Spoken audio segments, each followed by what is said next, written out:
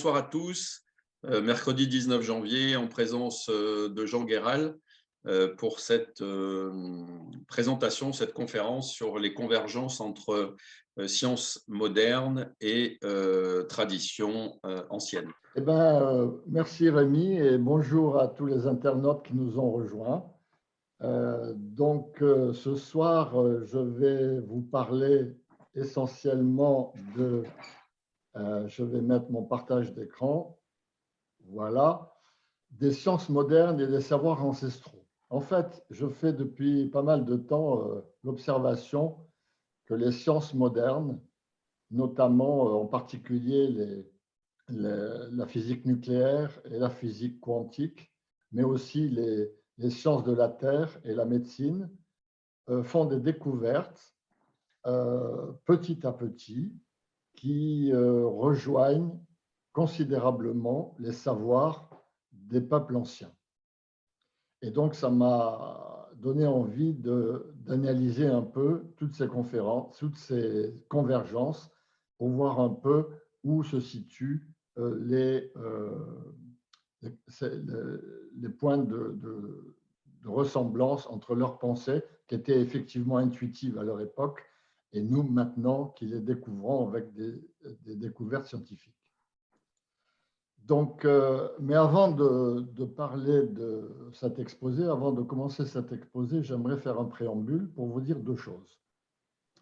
La première, c'est vous dire qu'en fait, tout ce que je vais vous raconter ce soir, c'est le fruit de mes recherches et de mes expériences de développement personnel que j'ai pu faire au cours de ma vie. Alors, la question de savoir, est-ce que les conclusions auxquelles je suis arrivé sont la vérité, la réalité, je dirais probablement pas. Je n'ai pas la prétention de connaître la vérité. Je crois que personne au monde ne peut avoir cette prétention-là, surtout pas les sectes et les religions qui veulent nous l'imposer, leur vérité. Je crois qu'ils n'en savent pas plus que nous. Et donc, je pense simplement que c'est un certain nombre de conclusions auxquelles j'ai abouti qui me satisfont pour le moment, mais je n'ai pas la prétention de penser que c'est la vérité. La deuxième chose que je voulais vous dire, c'est pourquoi j'ai été amené à faire ces recherches et à vivre ces expériences de développement personnel. La première, c'est parce que dans ma petite enfance, d'après mes parents, ça s'est passé entre le moment où j'ai commencé à parler à 2 ans à peu près, et puis 5 ans et demi. J'étais enfant unique et là, je vivais constamment avec un jumeau invisible. J'avais d'ailleurs surnommé Jean-Pierre. Je vivais constamment avec lui, je jouais avec lui, je l'avais intégré dans ma vie. Et mes parents, avec beaucoup d'intelligence, au lieu de m'envoyer à l'hôpital psychiatrique, ont intégré eux aussi Jean-Pierre dans notre vie familiale. Ce qui fait que ça s'est très bien passé. Mais tout au long de ma vie, je n'ai pas arrêté de me poser la question, c'était qui ce Jean-Pierre? Est-ce que c'était moi? Est-ce que c'était un ange gardien? Est-ce que c'est quoi? Et donc, j'ai cherché à comprendre ça. Et puis, le deuxième événement de mon existence qui m'a amené à toutes ces recherches, c'est à l'âge de 10 ans. J'étais toujours enfant unique. Et un jour, je jouais dans le jardin de la maison et tout d'un coup, soudainement, brutalement, j'ai fait une sortie du corps, spontanée. C'est-à-dire que tout d'un coup, j'étais tétanisé et je me sentais à la fois, c'était une sensation, une conviction, une évidence que je n'étais pas mon corps physique, mais que j'étais une substance immatérielle qui vivait là, à l'intérieur de ce corps et qui en était sortie. Et l'image qui m'est venue, c'est à l'époque, c'était dans les années 50, donc il n'y avait pas les scaphandres autonomes. J'avais vu dans le port des scaphandriers avec leur gros casque en acier et leur combinaison. Et l'image qui m'est venue, c'est qu'en fait, mon corps, c'était un scaphandre et que moi, j'étais quelque chose qui vivait à l'intérieur et puis tout d'un coup qui était sorti. Et la question qui m'est venue dans ma peur, parce que là, j'étais complètement tétanisé, c'est mon Dieu, dis-moi, c'est quoi moi? Pas c'est qui, mais c'est quoi? Et donc, cette question, j'ai essayé de trouver une réponse toute ma vie à ça. Et on va aussi en parler ce soir. Et alors, la chance que j'ai eue, c'est que au début de ma carrière professionnelle, après avoir fait des études d'ingénieur, je suis rentré au CERN à Genève. Et là, j'ai fréquenté des physiciens nucléaires et c'est eux qui m'ont apporté les premières réponses. Donc, ça va peut-être vous faire sourire, mais toute mon initiation spirituelle s'est effectuée dans le temple de la science. Voilà. Alors, on va commencer à faire cette présentation. Alors, j'ai structuré cet exposé en fait autour de 5 convergences frappantes. La première, c'est, je compare les deux savoirs modernes et savoirs ancestraux, l'univers est multidimensionnel et dual. C'est ce qu'on pense aujourd'hui. Mais les anciens, pour eux, l'au-delà, le monde des esprits existait et le divin était multiple. La deuxième convergence, c'est que l'univers est fractal et le temps est circulaire. Et dans les anciens, eh bien, les savoirs ancestraux, pour eux tous, les mondes étaient cycliques et se perpétuent. Donc on retrouve là une nette convergence également. La troisième, c'est que l'univers est organisé en système dissipatif auto-organisé. Et les anciens avaient la conviction, et pour eux c'était évident, que l'homme vit en interrelation constante avec la nature et donc doit la respecter. Jean, un système dissipatif, est-ce que tu peux expliquer peut-être? Je vais l'expliquer tout à l'heure. Hein. Il y a un slide plus loin qui l'expliquera. C'est en fait le troisième principe de la thermodynamique qui a valu le prix Nobel à Ilya Prigogine en 67 ou 77. Le quatrième, c'est l'homme moderne découvre que son évolution dépend de son niveau de conscience. Et les peuples anciens, pour eux, c'était évident et ont toujours suivi des processus initiatiques pour justement chercher à élever leur conscience. Et enfin, le cinquième, c'est qu'en Occident, on commence à découvrir que l'esprit peut agir sur la matière, ce que les Asiatiques connaissent depuis longtemps et utilisent depuis toujours, les forces de l'esprit sur la matière. Alors, on va aborder la première convergence, l'univers est multidimensionnel et dual. Donc, de tout temps, que ce soit les peuples premiers ou les civilisations anciennes et même les religions, c'est ça qui est aussi intéressant, tous ont toujours cru en un au-delà, c'est-à-dire un monde immatériel où on irait après la mort, où résideraient les esprits et même qui régenterait notre vie sur Terre. Et la science moderne, comme je disais tout à l'heure, et surtout la physique quantique, est en train de commencer à démontrer son existence. Alors les peuples premiers, par exemple, eux, ils ont toujours aussi cru en l'au-delà. Et si on prend les aborigènes, par exemple, pour eux, ils appelaient le temps du rêve, qui est un temps après la mort où où l'homme, les animaux, la nature, les lieux ne font plus qu'un. Donc, ils avaient cette conviction que l'homme fait partie d'un tout et qu'il n'était séparé du tout que quand il était vivant et incarné, mais qu'après la mort, il était complètement mélangé à ce tout. Les Amérindiens croyaient eux aussi aux esprits, à une force vitale qui anime à la fois les êtres vivants et tous les éléments de la nature, même les pierres, le vent et l'eau, etc. Le chamanisme avait la notion du monde d'en haut. Ils appelaient le monde d'en haut, que ce soit les chamans d'Amazonie ou les chamans de Sibérie, ils ont la même conception et où séjournent leurs guides et les esprits et les guides qui aident les humains dans leur vie incarnée. Et même dans la mythologie celtique, il parlait de l'au-delà, il l'appelait le Cid, qui était l'autre monde, qui était un monde parallèle. Et les Celtes croyaient que l'on pouvait passer d'une dimension dans l'autre, c'est-à-dire de la vie à la mort et de la mort à la vie, donc en fait aux incarnations multiples. Quant aux civilisations anciennes, elles aussi avaient la connaissance de cet au-delà.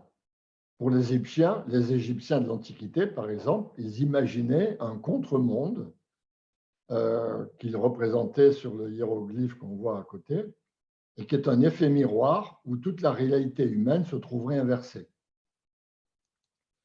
Les Mayas, alors eux, parlent de 13 strates, que le ciel serait composé de 13 strates, chacune ayant sa propre donnée, sa propre divinité, et où les humains mèneraient leur vie après la mort et une existence tranquille. Les Grecs anciens, eux, avaient déjà fortement l'idée de dépendance entre ce qui se passe après la mort et les actions du défunt pendant son vivant. C'est eux qui ont initié le concept de paradis, qu'ils appelaient les Champs-Élysées, ou de l'enfer, qu'ils appelaient le domaine d'Hadès, qui a été ensuite repris par le christianisme. Et dans la mythologie aztèque, ils appelaient l'au-delà le Mictlan, qui désignait les régions de l'au-delà où les défunts devaient parcourir afin de se libérer des entités qui forment l'être humain, à savoir le corps, l'esprit et l'âme. Mais le plus intéressant à signaler, c'est que les religions font référence à 7 composantes divines.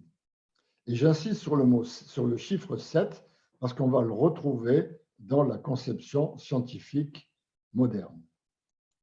Alors pour le christianisme, par exemple, dans le christianisme, on parle des 7 esprits devant le trône de Dieu qui décrivent les 7 expressions distinctes du Saint-Esprit. Donc 7 composantes divines. Pour le judaïsme, leur symbole, c'est la menorah, qui est le candélabre à 7 branches, qui représente les 7 sons primordiaux avec lesquels Dieu a créé le monde. Et là aussi, on verra tout à l'heure que la science partage la même idée.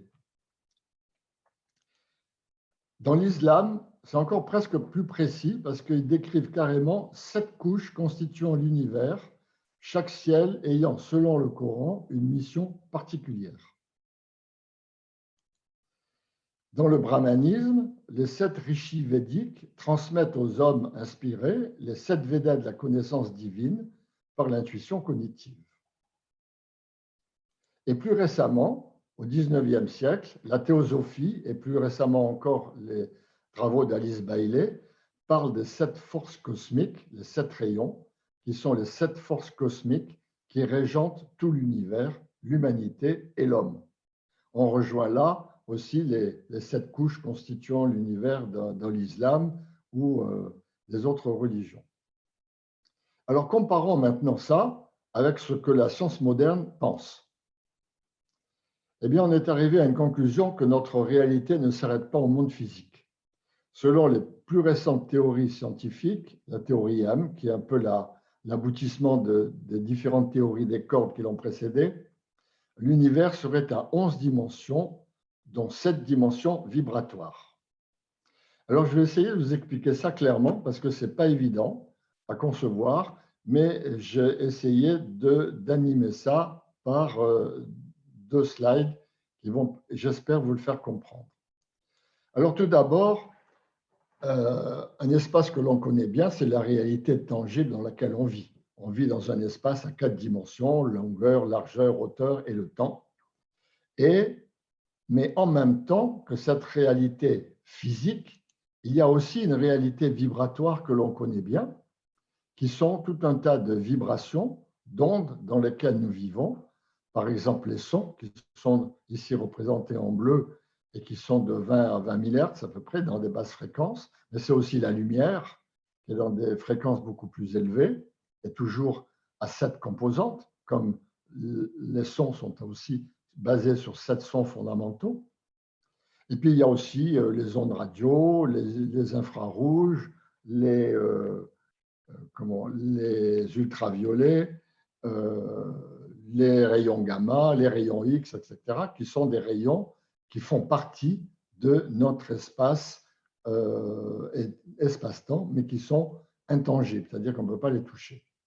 Par contre, ce spectre de vibrations que je représente là ne s'arrête pas à ces rayons gamma, il se poursuit dans des fréquences beaucoup plus élevées, en deçà de ce que l'on appelle le mur de Planck, que je vous expliquerai dans un instant. Et en fait, cet espace-là représente ce que les anciens appelaient l'akasha, que les physiciens modernes appellent le champ du point zéro, et qui en fait est un champ informationnel originel dans lequel l'univers détient toute l'information de ce qui existe. Alors l'homme là-dedans, alors d'abord, le mur de Planck, qu'est-ce que c'est que le mur de Planck? Il a été défini par Max Planck, qui était un des fondateurs de la physique quantique, et qui a démontré que l'espace est limité, que la plus petite dimension de l'espace était 10 puissance moins 35 mètres, c'est-à-dire des milliardièmes de milliardièmes de milliardièmes de mètres, et que le temps le plus petit était 10 puissance moins 44 secondes, c'est-à-dire là aussi des milliardièmes de milliardièmes de milliardièmes de secondes. Mais en deçà de ces deux dimensions, l'espace et le temps n'existent pas. Et c'est ça qui est extrêmement intéressant à comprendre. Alors si maintenant on projette l'homme là-dedans, l'homme il se situe où? Eh bien, quand il est incarné, il est dans l'espace-temps, on le voit là, et puis quand il meurt, eh bien, il est dans cet espace akashique, dans ce champ informationnel, et c'est un corps de vibration qui est là et qui survit à notre existence charnelle. Et lors de la prochaine incarnation, à la naissance, cette âme redevient un être humain, et c'est ce qu'on appelle le cycle des vies, avec leur infini nombre. On ne sait pas très bien combien de vies on va vivre, mais probablement quelques centaines ou quelques milliers. Alors maintenant, j'ai essayé de représenter ça pour essayer de se représenter comment est-ce qu'on peut se représenter ce monde à la fois matériel et à la fois vibratoire, avec une partie de vibration perceptible et une partie de vibration qu'on ne perçoit pas. Alors évidemment, les physiciens, eux, ils démontrent ça par les mathématiques. Alors, je n'ai pas voulu me lancer là-dedans, j'en suis tout à fait incapable. Par contre, j'ai représenté l'univers comme la somme d'une matrice à 4 dimensions, qui est la matière, l'espace-temps, et une matrice à 7 dimensions, qui est le monde vibratoire. Et en fouillant sur le web, je suis tombé sur le California Institute of Technology, qui m'a donné des représentations, des images représentant ces matrices. L'espace-temps, d'abord, à 4 dimensions, ils l'ont représenté avec 2 cubes imbriqués et bouclés sur 3 secondes, hein, pour pas qu'on voie le temps s'écouler infiniment. Donc, il est bouclé sur 3 secondes, mais on voit l'évolution donc des cubes dans le temps, dans ces 3 secondes. Ça représente l'espace-temps. Maintenant, la même chose dans l'espace vibratoire à 7 dimensions, c'est quasiment impossible à représenter. Donc, la seule chose qu'ont fait les physiciens du Caltech, c'est de mettre ces équations dans un ordinateur et de demander à l'ordinateur d'en faire une projection en 3D, en 3 dimensions. Et ça donne ceci. Et là, on comprend pourquoi la théorie des cordes parle de vibrations refermées sur elles-mêmes, parce qu'en fait, ces vibrations constituent une espèce de pelote de vibrations, de cordes vibrantes qui sont amalgamées. Et alors, si on essaye de comprendre ces deux mondes, comment ils vivent ensemble, eh bien, l'image que j'ai trouvée sur ce site, c'est ça. C'est qu'en fait, chaque point de l'espace-temps est constitué d'une petite pelote de vibrations. Et ces pelotes de vibrations sont espacées par une dimension inférieure à la dimension de Planck. C'est pour ça qu'on n'a pas accès, qu'on ne peut pas le percevoir et qui est complètement en deçà de nous. Alors, pour vous faire comprendre ça, je fais 2 analogies. Vous êtes là en train de m'écouter, vous respirez de l'air. Et quand vous êtes dans l'air, en fait, vous êtes dans quoi? Vous êtes dans un groupe dans un ensemble de milliards de molécules d'oxygène, d'azote, de gaz carbonique et de vapeur d'eau qui nous entourent, qui constituent l'air et qui sont des petits grains, hein, des molécules, c'est des petits grains. Quand vous plongez à la piscine ou à la plage, eh bien, vous êtes dans l'eau. Et l'eau, c'est quoi? C'est des molécules d'eau. Vous êtes enfermé dans cet espace fait de petits grains d'eau. Eh bien, notre espace-temps, on est là dans un monde fait de petites pelotes de vibrations qui sont en deçà de ces fameuses dimensions de Planck. Donc, la conclusion de ça, c'est qu'en fait, l'au-delà devrait s'appeler l'en-deçà, puisqu'il est vraiment à l'intérieur de tout ce qui existe. Et ce qui fait dire aux physiciens du Caltech que l'espace-temps serait en fait pixelisé. Comme votre image télé que vous avez devant vous, c'est un ensemble de pixels, eh bien, l'espace-temps serait un ensemble de pixels vibratoires que sont ces petites pelotes de vibration. Donc, en fait, l'univers n'est qu'information, énergie et vibration, et la matière n'est que de l'énergie compactée à l'extrême. Donc, on voit ici la représentation des fréquences croissantes, et la matière et une partie de l'énergie sont dans l'espace-temps, tandis que plus on monte dans les hautes énergies, plus on a d'énergie importante et d'information. Alors, la science que j'appelle la science, ce n'est pas moi qui l'appelle la science de l'esprit. J'ai emprunté ce mot au Dalai Lama, qui a expliqué ce mot en disant qu'aujourd'hui, la science commence à intégrer, grâce à la physique quantique, l'esprit dans la matière, et essayer de travailler en intégrant cette nouvelle notion dans le monde matériel. Alors, comme je dis, les récentes découvertes que l'on a fait, c'est la théorie des cordes qui a conduit à la théorie M dont je viens de parler, mais qui n'est encore qu'une conjecture. C'est-à-dire que, comme toute chose dans la science, ça commence toujours par une conjecture, c'est-à-dire qu'elle n'est démontrée que mathématiquement. En effet, comment peut-on démontrer avec des appareils de physique qui sont matériels ce qui existe dans un monde vibratoire qui est au-delà de la matière et en deçà de la matière? C'est ça le problème. Et toutes les découvertes scientifiques ont commencé par des conjectures. Quand Galilée a dit que ce n'était pas la Terre, le Soleil qui tournait autour de la Terre, mais la Terre autour du Soleil, on a failli le brûler. Et quelques siècles plus tard, on a pu démontrer qu'il avait raison. Quand Einstein, au début du XXe siècle, a fait sa théorie de la relativité, beaucoup de physiciens l'ont pris pour un fou, et il a fallu une quarantaine d'années pour démontrer la réalité de la théorie de la relativité. Donc, tout commence par des conjectures. Et alors, ce qui s'est passé en 2012, au CERN, ils ont fait une découverte majeure qui est le boson de Higgs, qui est une particule, qui est la particule qui crée la matière. Et en fait, c'est pour ça que les physiciens lui ont d'ailleurs donné un surnom. Ils l'appellent la particule de Dieu, parce que c'est elle qui crée la masse. Alors là, je vais revenir à ça parce que je vais vous expliquer ce qu'est ce boson de Higgs, parce que c'est intéressant. Le CERN organise périodiquement des conférences de vulgarisation pour expliquer aux profanes que nous sommes les découvertes et les expériences qui se font au CERN. Et donc, au cours d'une de ces réunions, lorsqu'ils ont expliqué la découverte du boson de Higgs, ils ont expliqué de la manière suivante. Imaginez que vous avez en face de vous un champ de neige, légèrement en pente. On prend 3 skieurs. Le premier a bien farté ses skis avec un bon fart, méticuleusement. Le second l'a farté plus ou moins bien avec un mauvais fart. Et le troisième n'a rien fait du tout.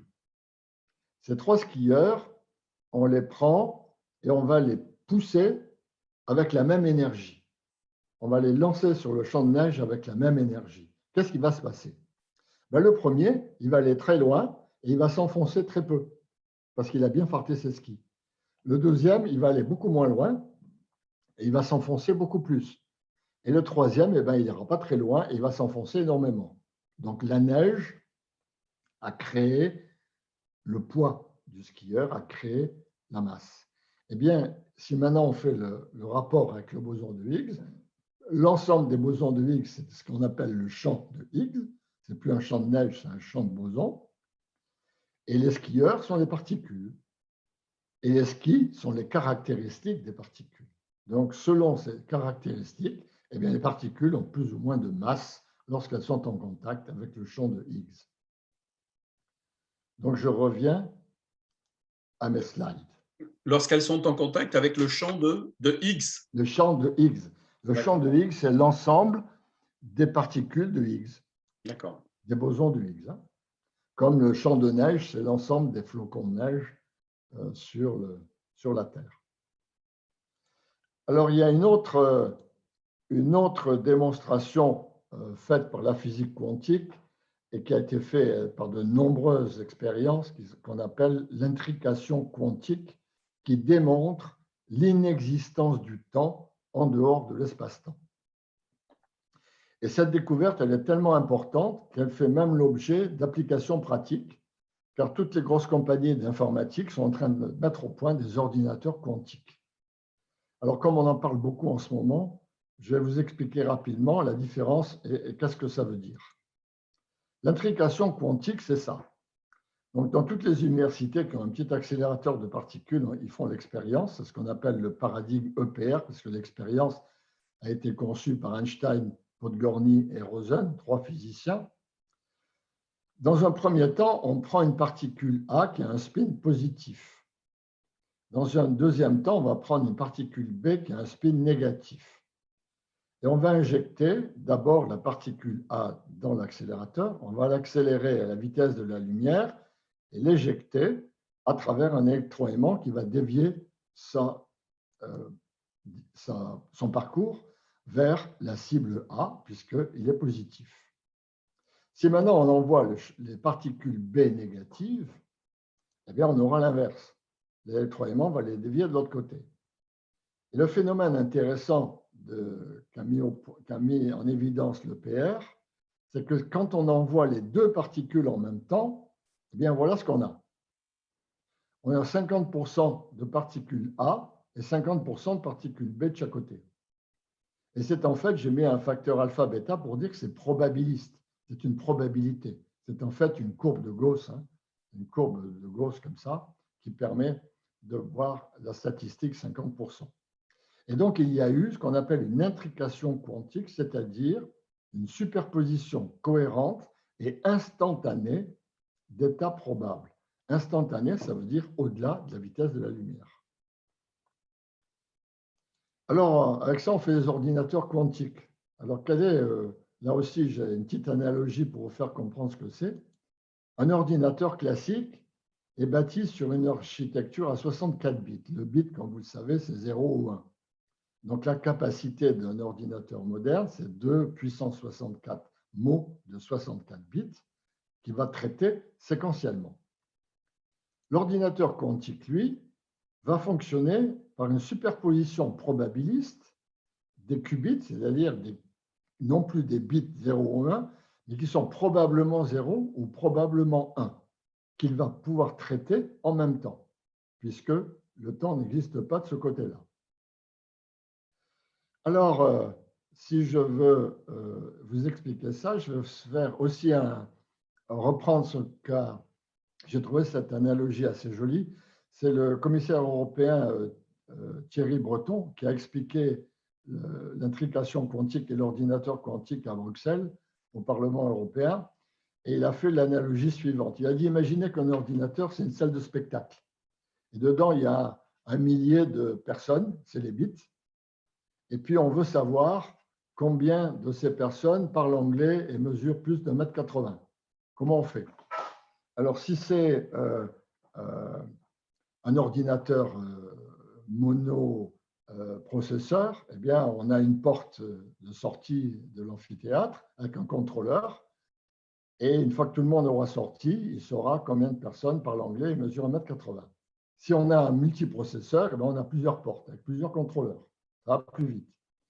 L'ordinateur quantique, lui, il n'y a pas de porte, il n'y a pas de contrôleur. On pose juste la question, qui parle anglais et mesure 1,80 m? Et là, il y a les doigts qui se lèvent. Alors le problème, c'est qu'il n'y a plus qu'à les compter et on a la réponse instantanément. Et le problème que rencontrent les organismes actuels qui travaillent sur les ordinateurs quantiques, c'est qu'ils ont constaté que dans certains calculs, il y a des erreurs. C'est-à-dire comme dans l'amphithéâtre, il peut y avoir des menteurs, des gens qui disent qu'ils parlent anglais, qui ne parlent pas. Et bien là aussi, l'ordinateur quantique fait des erreurs. Donc on en est là, mais ça arrive dans certains calculs, mais pas dans tous. Et les résultats actuels que l'on a pu avoir lorsqu'il n'y a pas d'erreur, c'est quand même énorme. C'est que, par exemple, l'ordinateur quantique de Google a réalisé en 3 minutes un calcul qui avait pris 3 jours avec le plus puissant superordinateur actuel.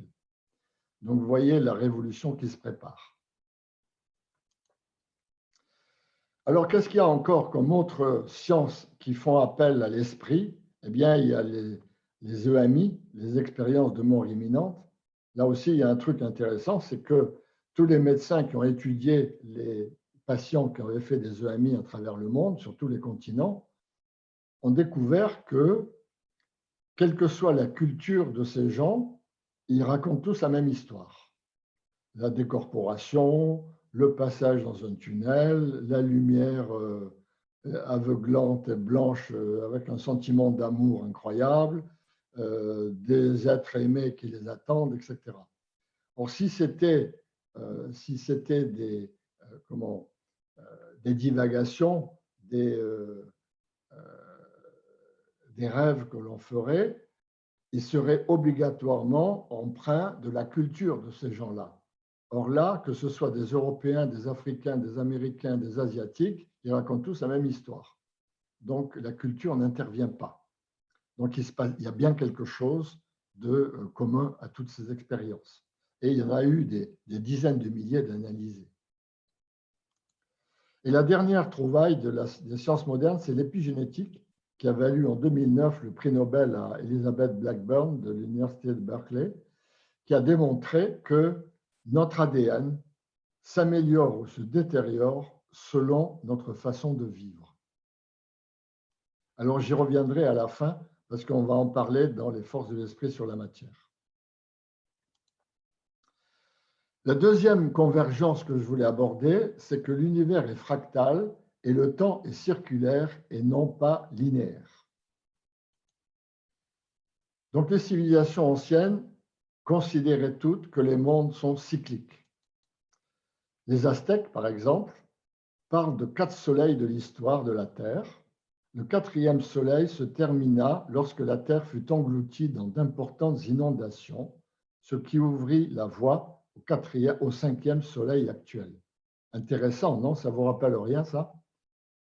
Le déluge, livre de la Genèse, chapitre 7, déjà présent chez les Aztèques. Les traditions secrètes des Hopis, font état de 5 mondes. Là aussi, il y avait 5 soleils chez les Aztèques, il y a 5 mondes chez les Hopis. Et de la prochaine venue d'un 6e, qui sera, selon eux, un monde de conscience. Or, ces 2 traditions, on les retrouve au XIXe siècle dans la théosophie, qui parle des 7 races racines, dont nous serions la 5e. Donc, vous voyez qu'il y a une perpétuation de ces croyances, même dans des religions les plus modernes. Et enfin, les Mayas font encore plus fort parce qu'eux parlent de cercles concentriques spiralés qui induisent une constante évolution permettant à la conscience de se synchroniser avec les flux de la création. Alors j'ai trouvé autre chose, c'est la vision qu'ont les Raja Yogis de l'Inde de notre monde actuel, qu'ils voient en 5 secteurs.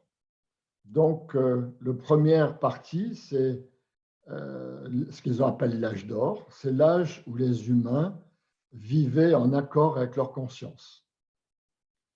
Puis, à cet âge d'or a succédé l'âge d'argent, qui était l'âge où les croyances commencèrent à supplanter la pure conscience. Puis, cet âge d'argent a fait place à l'âge de cuivre, et c'est l'âge où les religions monothéistes, dogmatiques, virent le jour et s'imposèrent. ce qui a conduit à l'âge de fer, c'est-à-dire l'âge du divorce complet entre les religions qui traitent de l'esprit et la science qui traite exclusivement de la matière.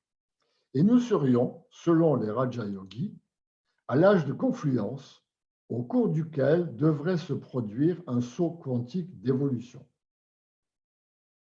Alors, ce qui m'a intéressé dans cette vision des Raja Yogis, c'est qu'elle est totalement conforme aux lois universelles, à savoir les 3 principes fondamentaux de la thermodynamique. Je vous les rappelle, le premier principe, c'est l'énergie ne se détruit pas, elle ne fait que se transformer. Le deuxième, c'est définir les systèmes fermés qui ne reçoivent pas d'énergie de l'extérieur et qui ne font que se détériorer. C'est ce qu'on appelle l'entropie. Et puis le troisième principe qui traite des systèmes ouverts, c'est-à-dire qui reçoivent de l'énergie de l'extérieur et qui, eux, évoluent selon une courbe en S qu'on va voir tout à l'heure et qui vont évoluer non pas linéairement, mais par un saut quantique d'évolution. Juste une question, les Raja Yogis dont tu parles, ce sont des yogis contemporains ou alors non, c'est une tradition science ancienne? qui date de, je sais plus, de plusieurs millénaires, mais qui est toujours enseignée en Inde. Oui. D'accord. OK. Donc, selon le prix Nobel Ilya Prigogine, qui a défini cette troisième loi de la thermodynamique, tout système dans l'univers évolue selon une courbe en S. Donc, avec un début qui est lent, une maturité et puis un déclin. Et en fait, si on prend maintenant, si on veut représenter l'univers, eh bien, l'univers, si je représente la page blanche que j'ai ici, c'est en fait le champ informationnel originel, donc l'akasha, ce que les anciens appelaient l'akasha. Et on voit ici l'élévation de conscience qui mène de la matière à l'esprit. Et l'univers évolue selon une courbe en S. C'est-à-dire qu'au début, l'esprit devient brutalement matière, puis la matière évolue en intégrant l'information qui est contenue dans le champ informationnel. Donc, plus on va évoluer, plus on accède à de l'information. D'accord? Et donc, on va arriver à la fin où la matière redevient esprit. C'est ce qu'on appelle le Big Crunch. Et là, à nouveau Big Bang, et on repart pour un nouvel univers. Seulement, comme on l'a vu tout à l'heure, en dehors de l'espace-temps, le temps n'existe pas. Donc, ça veut dire que le Big Crunch doit se produire ici. Ça veut dire que l'univers n'est pas une feuille plate, mais un cylindre. Et qu'en fait, le Big Bang, l'évolution se fait sous une forme spiralée jusqu'au Big Crunch. Et quand arrive le Big Crunch, eh bien, on repart et le temps n'existe pas. Et si on prend maintenant l'être humain, qui lui va être un point sur ce cycle-là, d'accord? Mais lui aussi, il naît, il se développe et il meurt. Et puis il va renaître et ainsi de suite. Et quand il est mort, il est de l'autre côté, le temps n'existe pas. Et si on prend notre société, c'est pareil. On l'a vu avec le cycle des Raja Yogis, par exemple. Eh bien, on a aussi. Bon. Mais pour nous, êtres humains ou société, le temps est linéaire. Parce que c'est comme quand vous marchez dans la rue, vous avez l'impression que la Terre est plate. Vous n'avez pas du tout l'impression que vous marchez sur une sphère. Eh bien là, c'est pareil. À l'échelle humaine, on est linéaire, le temps est linéaire. Mais par contre, à l'échelle de l'univers, des milliards d'années de l'univers, le temps est vraiment circulaire. C'est là où on rejoint les connaissances des anciens. Et alors, cette vision-là, c'est celle qui était complètement partagée par les Mayas, dont je parlais tout à l'heure, qui disaient que les calendriers mayas forment des cercles concentriques spiralés qui induisent une constante évolution de la conscience. Donc, on retrouve exactement cette pensée-là chez les Mayas. Donc, l'évolution, comme on l'a vu, c'est une courbe en S, et le fameux saut quantique qu'explique Prigogine, c'est qu'à un moment donné, quand on arrive au bout de cette courbe, on va devoir évoluer de deux manières possibles. La première manière, c'est un chaos ou une grave crise qui va faire qu'on va repartir vers un nouveau paradigme d'évolution. Mais dans ce cas-là, il va falloir attendre un certain temps pour que le niveau de conscience rejoigne l'état antérieur avant qu'il puisse continuer à progresser. Mais il y a aussi une deuxième possibilité, c'est que tout d'un coup, il y ait une soudaine élévation de conscience de l'humanité et que le nouveau paradigme part d'entrée de jeu avec une conscience supérieure. Et pour ça, il faut qu'il y ait une masse critique. Et cette masse critique, il y a un certain nombre de gens qui partagent cette élévation de conscience pour que la masse critique déclenche le saut quantique sociétal. Et cette masse critique, c'est les 144 000 de l'Apocalypse de Saint Jean? Alors, ça peut être ça. Il y a plusieurs interprétations.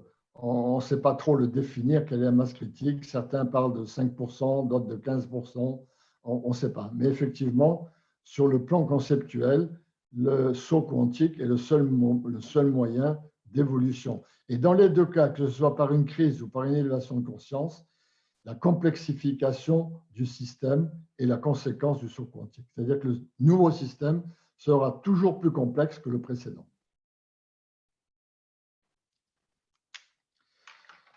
Alors, la troisième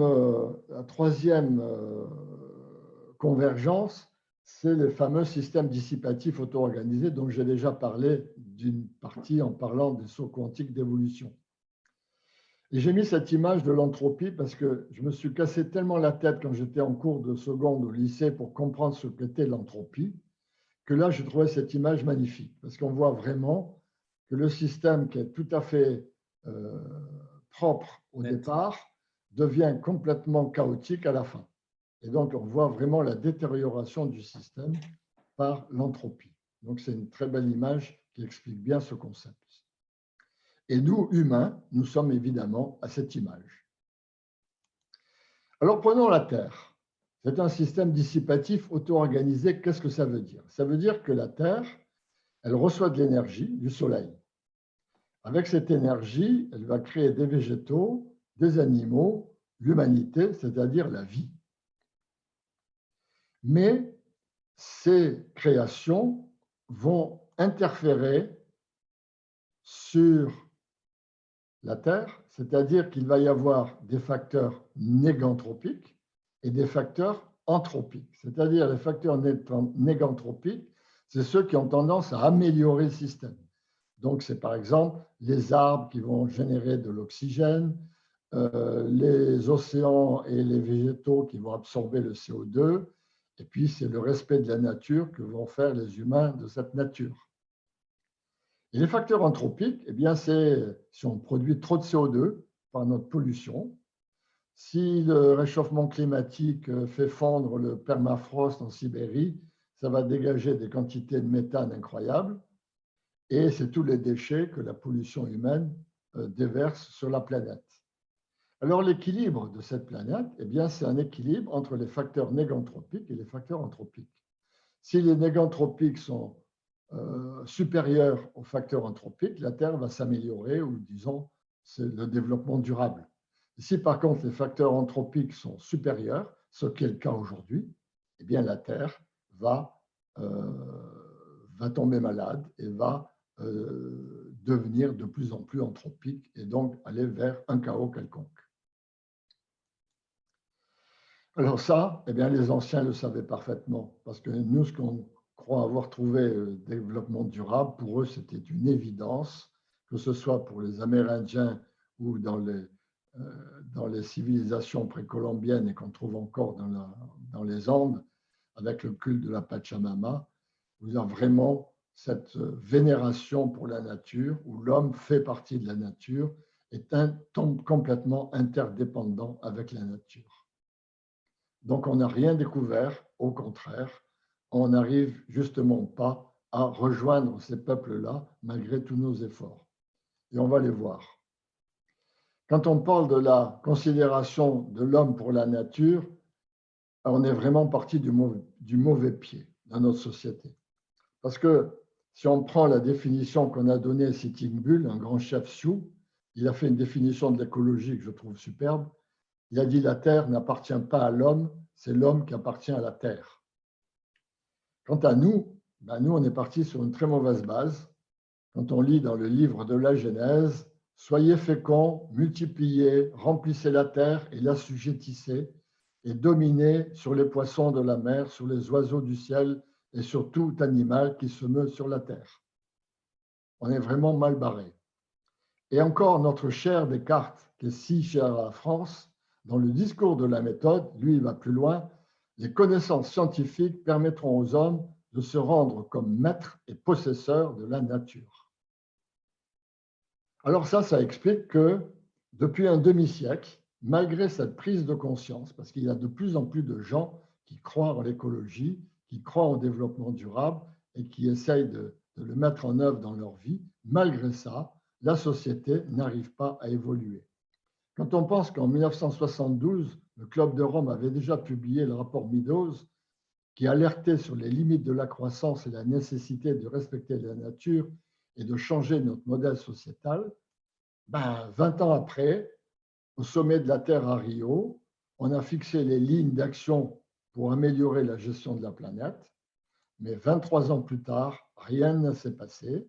On a fait la fameuse COP 21 qui a été applaudie par la Terre entière, qui a généré un grand espoir, mais toujours pas de changement. Et l'année dernière, le dernier rapport du GIEC était catastrophique et la COP 26 en 2021 ne prévoit toujours pas de mesures contraignantes. Donc, vous voyez, on prend conscience, mais lentement. On a vraiment beaucoup de travail à faire dans le domaine des sciences de la Terre. Autant on va assez vite en physique quantique sur l'univers, autant on va lentement sur les sciences de la Terre et le développement durable. Alors, il y a une analogie que j'aime bien faire, c'est quand même la thèse de ce qu'on appelle l'hypothèse Gaïa, qui a été faite par un climatologue qui s'appelait Lovelock, et puis Margilus, qui était une biochimiste ou je ne sais plus comment on dit, qui étudie en tout cas les micro-organismes, et qui ont développé l'hypothèse Gaïa comme quoi, considérant que la Terre, en fait, est un être vivant qui s'autorégule. Donc là aussi, ce que je rappelle tout à l'heure, la Terre est un système dissipatif auto-organisé. Ça veut dire qu'il se régule. Alors, si on fait une analogie entre la maladie de l'homme et la maladie de la Terre, quand l'homme est malade, on s'aperçoit que sa température s'élève, qu'il a de la fièvre, et que la fièvre est la réponse à son organisme à l'agression microbienne qu'il subit. Et bien, la Terre, quand la Terre est malade, ça provoque un réchauffement climatique qui accélère avec l'effet de serre, qui provoque une montée des océans et qui provoque des risques pandémiques. Quand l'homme est malade, eh bien, sa microbiote se détruit progressivement, n'offre plus la protection nécessaire à son système immunitaire. Eh bien, pour la Terre, quand elle est malade, c'est la destruction de la biodiversité et le non-respect de la nature qui vont déstabiliser le système et son autorégulation naturelle, provoquant les facteurs anthropiques dont je parlais tout à l'heure. Et encore pire, la prolifération incontrôlée des cellules de l'humain quand il est fortement malade aboutit à la formation de tumeurs, puis à la propagation de métastases. Et bien, la planète, c'est encore pire. C'est la surpopulation mondiale, vous vous rendez compte, qui est passée de 2 milliards en un siècle à 8 milliards, et la croissance exponentielle de l'urbanisation et l'urbanisation massive, qui sont tout à fait similaires en développement cancéreux. Donc là aussi, il y a une analogie entre ce que l'on vit et ce que la planète vit. Alors l'être humain, eh bien, lui aussi est un système dissipatif. Il reçoit, le corps charnel a besoin d'énergie pour la nourriture, l'air et l'eau pour le corps physique, mais il a besoin d'énergie vitale pour alimenter son corps énergétique.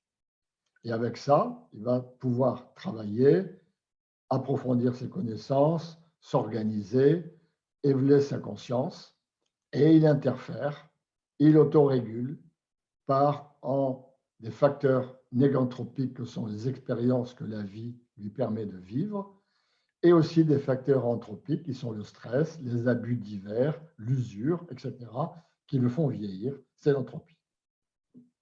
Donc on est aussi un système dissipatif auto-organisé. organisé. Et tout dans l'univers est organisé selon ce principe. Alors, quand on parle du corps humain, je disais à l'instant qu'on a un corps physique et un corps vibratoire que je représente ici par l'aura colorée. Mais en fait, ces deux corps sont complètement identiques. Si je prends par exemple la circulation du sang dans le corps humain est totalement identique à la circulation de l'énergie dans le corps éthérique. Et en fait, tout ce qu'on a en veines, en vaisseaux, etc., sont ce que l'on a dans les méridiens énergétiques et d'où. Mais si on veut savoir l'origine de la vie, elle est là, elle est dans le corps vibratoire et non pas dans le corps physique. C'est le corps vibratoire qui donne vie au corps physique, et pas le contraire. Alors ça, les médecines traditionnelles, ancestrales, étaient toutes holistiques, c'est-à-dire qu'elles avaient toutes considéré que le physique et le vibratoire étaient à traiter en même temps. La première citation que l'on trouve de cette démonstration, c'est dans le papyrus d'Ebers, du nom de personne qui l'a trouvé, qui date du XIVe siècle avant Jésus-Christ, qui est un traité médical extrêmement complet, fait 20 mètres de long, le papyrus, qui démontre que les Égyptiens de l'Antiquité avaient une connaissance médicale et thérapeutique très avancée, mêlant le corps et l'esprit. La médecine chinoise, basée sur l'acupuncture, élabore également des raisonnements diagnostiques et thérapeutiques sur une vision énergétique de l'homme afin de rétablir la bonne circulation de l'énergie vitale dans les méridiens et de soigner les causes de la maladie et non pas les symptômes. La médecine indienne, l'Ayurveda, s'appuie également sur le caractère unique de chaque individu pour soigner l'être humain dans sa globalité, corps et esprit, en prenant en compte ce qu'ils appellent les doshas, qui sont les énergies fondamentales. La médecine tibétaine, la Sawa Rigpa, consiste à rétablir également l'équilibre dynamique cosmo-psychophysique par l'alimentation, le style de vie et par le rééquilibrage vibratoire du malade à l'aide des sons, notamment les bols tibétains. Ça nous amène à une quatrième convergence, qui est la conscience et les processus d'expansion de cette conscience. Alors, on cherche toujours à définir la conscience. J'ai trouvé un proverbe bouddhiste que je trouve qui définit joliment la conscience par un adage selon lequel un couteau ne peut pas se couper lui-même.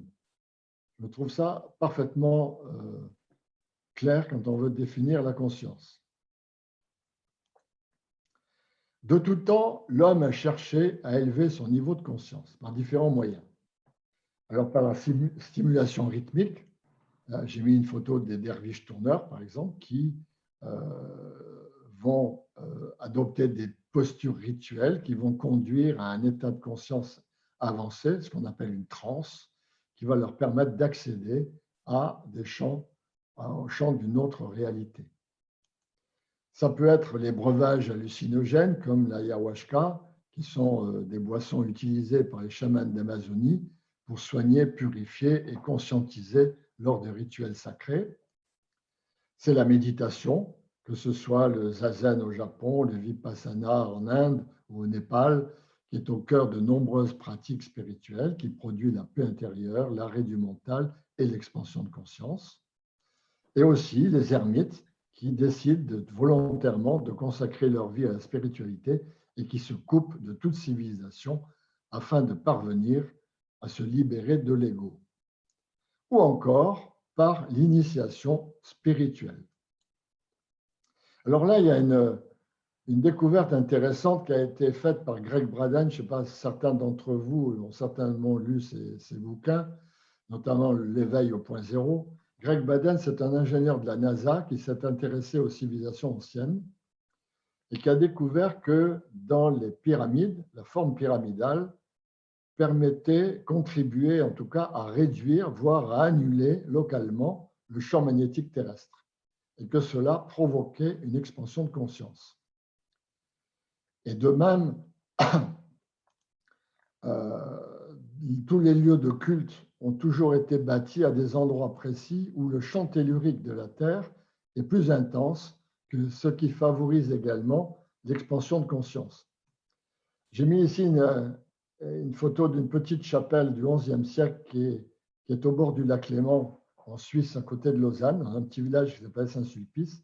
Et j'aime bien y aller chaque fois que je vais en Suisse, parce que dès qu'on entre dans cette chapelle, on s'assoit, et là, immédiatement, on se trouve propulsé au septième ciel, si j'ose dire, tellement l'expansion de conscience est phénoménale.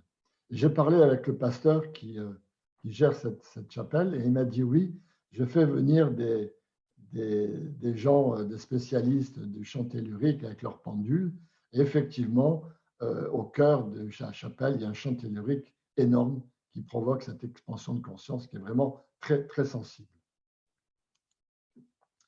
Alors revenons aux pyramides.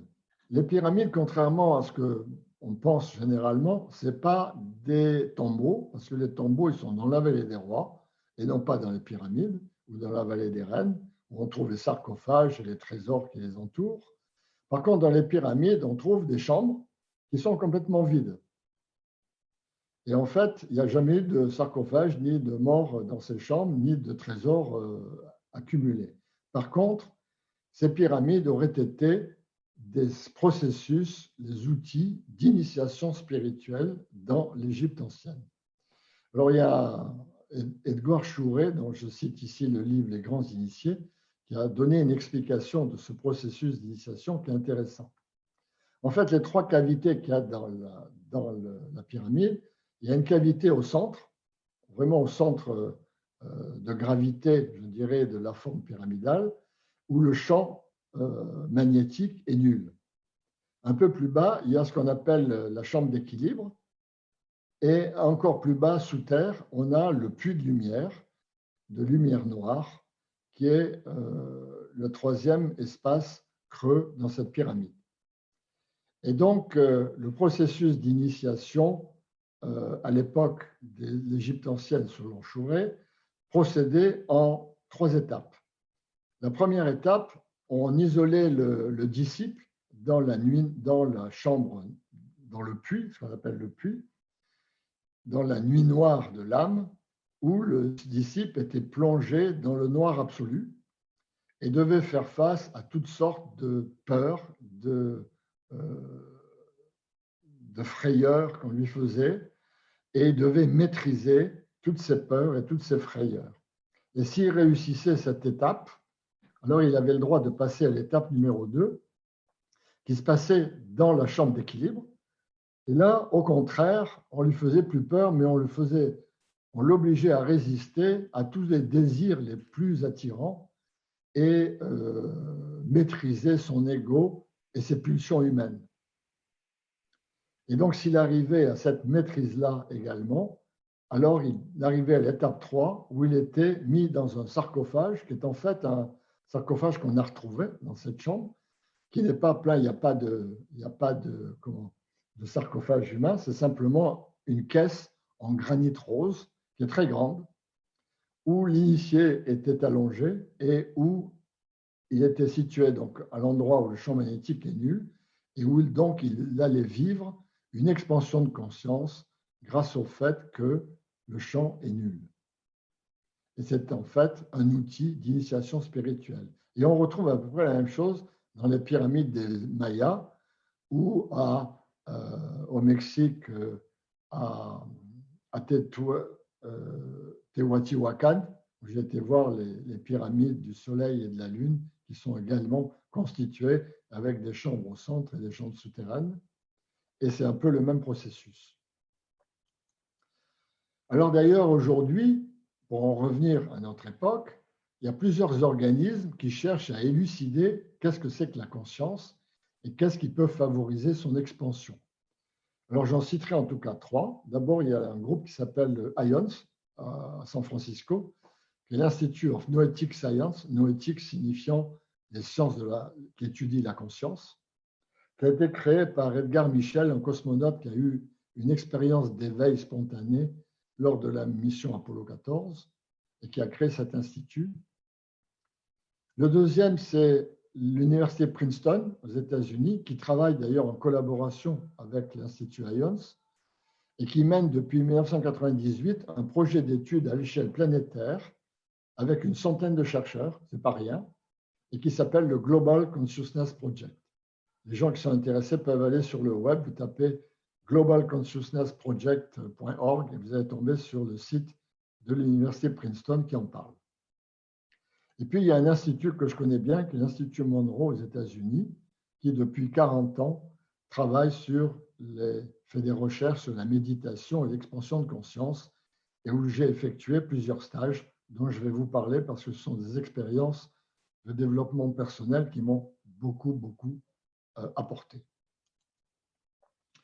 Alors, l'Institut Monroe, vous avez une photo là devant vous, il est dans Virginie, aux États-Unis, et en fait, cet institut a été créé par M. Monroe il y a 74 ans. C'était un industriel à Los Angeles qui était assez riche et qui un jour a fait comme moi à l'âge de 10 ans, quand j'ai fait ma sortie du corps spontané. Lui, il a fait à la cinquantaine, où tout d'un coup, il s'est trouvé en train au plafond, en train de voir dans sa chambre un type à côté de sa femme. Et il a dit, mais ce type, c'est moi. Et moi, je suis où là? Et vraiment, il a été tétanisé par cette découverte.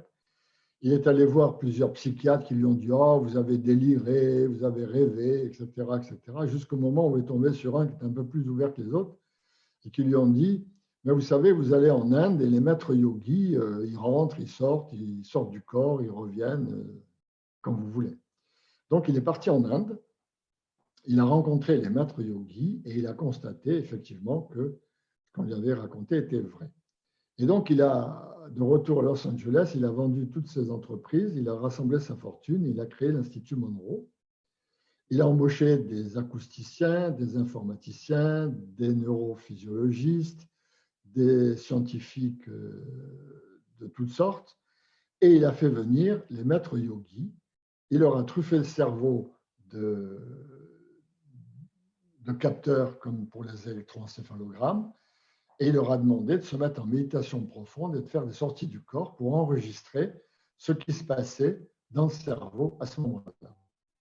Et ce qu'il a découvert, c'est que au moment de l'expansion de conscience, les deux cerveaux, gauche et droit, ne fonctionnent plus à la même fréquence. Il y a une différence de fréquence qui provoque une harmonique, qui provoque l'expansion de conscience. Donc, il a fait ce qu'on appelle en anglais du reverse engineering. Il a développé des technologies qu'il a appelées eMissing, qui consistent à envoyer dans les oreilles des sons avec des fréquences différentes pour générer artificiellement cette harmonique et provoquer l'expansion de conscience. Et ça marche. Donc, depuis 40 ans, l'Institut organise des stages de différents niveaux et les gens peuvent venir suivre des explorations de leur être intérieur. C'est ce que j'ai fait au cours des stages suivants. Alors, le premier stage, c'est ce qu'appelle Gateway. C'est un stage où simplement on apprend à utiliser la technologie eMissing de manière à pouvoir ensuite, dans les stages qui vont suivre, les utiliser à son gré en fonction des explorations que l'on va faire. Puisqu'en fait, on va conduire librement les futures explorations qu'on va faire. L'erreur la plus importante que j'ai fait, c'était le stage de l'année suivante, qui s'appelle Guideline, où j'ai rencontré ce qu'on appelle à l'Institut Monroe ISH, c'est-à-dire le Inner Self-Helper, c'est-à-dire le moi intérieur. Et là, j'ai vécu un moment d'émotion particulièrement intense qui a changé ma vie et dont je vais vous raconter le déroulé maintenant. Alors, ça s'est passé dans ce qu'on appelle au Monroe le boot, qui est en fait un caisson d'isolation sensorielle où il y a un waterbed, donc c'est un lit avec de l'eau à 37 degrés dans la température du corps. Quand on est donc sur ce lit, on est comme en apesanteur, on ne sent plus du tout. On est comme si on faisait la planche dans la mer. Tous les parois sont revêtues d'une texture absorbant tous les sons. on est plongé dans le noir absolu et on nous fixe au bout des doigts des capteurs qui vont enregistrer les changements hormonaux dans le corps au cours de l'expérience et notamment les facteurs endocriniens qui vont se modifier, qui vont permettre de mesurer les différents états du corps pendant l'expérience. Et un micro qui permet à la personne qui est allongée dans ce caisson de guider le technicien pour qu'il lui envoie les fréquences qu'il veut au rythme qu'il veut. Alors voilà l'enregistrement de ce qu'ils ont enregistré pendant cette expérience que je vais vous expliquer. Alors la courbe rouge d'abord, c'est la courbe qui dénote la relaxation physique. Donc on voit qu'au début j'étais un peu anxieux de ce qui allait se passer, donc puis petit à petit je me suis stabilisé, devenu relax. La courbe verte, c'est le niveau émotionnel. Et la courbe bleue, c'est le niveau de conscience. Et on voit qu'il y a deux pics qui sont corrélés, ou émotionnel et conscience. Et ces deux-là, alors le premier, c'est au moment où je me suis senti parfaitement bien dans mon caisson d'isolation, où j'avais l'impression d'être comme en apesanteur, de ne plus rien entendre, sinon les sons que j'avais demandé au technicien de m'envoyer. Et où je me sentais, l'image qui m'est venue à ce moment-là, c'est, je ne sais pas si vous avez vu le film 2001, l'Odyssée de l'espace, à un moment donné, il y a un cosmonaute qui sort pour réparer une antenne et puis qui se perd dans l'univers, et on le voit partir au fin fond de l'univers. Et bien là, je me suis senti comme perdu dans l'univers tout seul, et c'était absolument délicieux, d'où cette à la fois émotion et conscience. Et puis le deuxième, c'est au moment où j'ai rencontré mon fameux Jean-Pierre, l'être que j'avais rencontré, que j'avais vécu, avec qui j'avais vécu mon enfance. Parce qu'en fait, il faut vous dire qu'au début de l'expérience, le but de cette expérience, c'était de le rencontrer. Donc, je m'étais fixé ça comme... Alors, comment ça s'est passé, cette rencontre? Eh bien, tout simplement, tout d'un coup, je me suis senti envahi d'amour, mais alors un amour inimaginable, quoi. Un amour comme je n'ai jamais connu. Pourtant, j'ai été souvent amoureux, mais là, celui-là, il n'avait rien à voir avec tout ce que j'avais connu. Et pendant toute cette durée, ensuite de l'expérience, j'ai vécu cette sensation d'amour intense et de communion totale avec lui. En fait, vraiment, j'avais l'impression de faire qu'un avec cet être immatériel. Donc, j'ai pris conscience qu'en fait, ce jumeau invisible, c'était moi, c'était ma partie vibratoire en fait. Et on voit très bien que la courbe émotionnelle est partie complètement en dégression, donc vraiment, je n'avais plus aucune émotion. Et au contraire, j'avais une conscience qui se développait. Et là, à la fin, j'étais dans une béatitude délicieuse de cette communion avec ce moi intérieur. Donc cette expérience, effectivement, a changé ma vie parce qu'elle m'a fait, d'une part, comprendre qui était ce jumeau avec qui je jouais quand j'étais petit, et aussi cette sortie du corps que j'avais vécue à 10 ans, et qui était en fait la première connaissance de ce corps vibratoire qui m'habitait. Alors ensuite, le stage suivant, c'était le Lifeline. Alors ça, c'est une exploration un peu plus sophistiquée où on va carrément aux confins de la mort. Alors là, cette expérience, sur le moment, n'a pas eu d'intérêt pour moi, mais m'a été très utile plus tard. Donc en fait, c'est que au Monroe, on nous avait expliqué, pendant cette expérience, il peut arriver que vous rencontriez des êtres, ce qu'on appelle des fantômes, c'est-à-dire des êtres qui sont restés figés dans le corps éthérique et qui n'ont pas réussi à monter dans les énergies plus élevées. Et il ne faut surtout pas vous affoler, vous leur parlez gentiment et vous les invitez à rejoindre la lumière qu'ils doivent voir, etc. Et vous les incitez à suivre ce que vous leur dites.